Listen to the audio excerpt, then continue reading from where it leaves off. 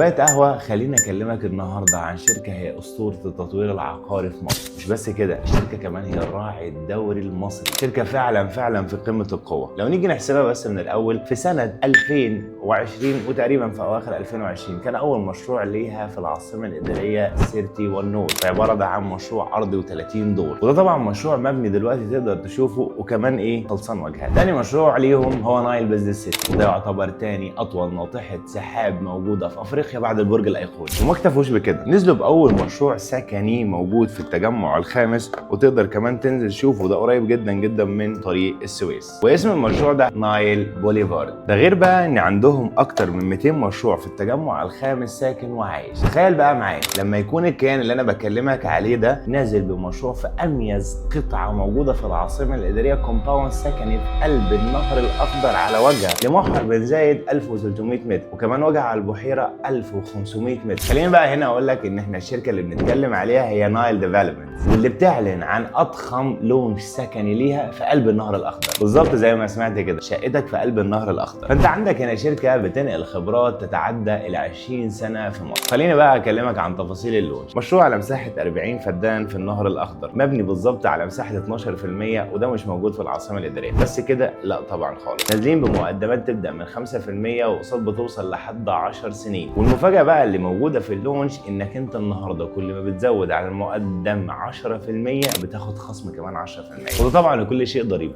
النهارده شركه بالقوه دي وبالحجم ده اكيد برضه بتبيع باسمها في الاول وفي الاخر. مش بس هنا، انت نازل في اميز لوكيشن، واللوكيشن بيتميز بالندره، فالطبيعي ان السعر بتاعه يكون عالي. وعلى فكره سعرهم مش عالي في المشروع ده في كل مشروعاتهم، والموضوع يرجع لخاماتهم اللي بيبنوا بيها وشركاء النجاح اللي كمان بتشاركهم في كل مشروع. الفيديو خلص وكمان كوبايه القهوه خلصت، واستناني في معلومه جديده.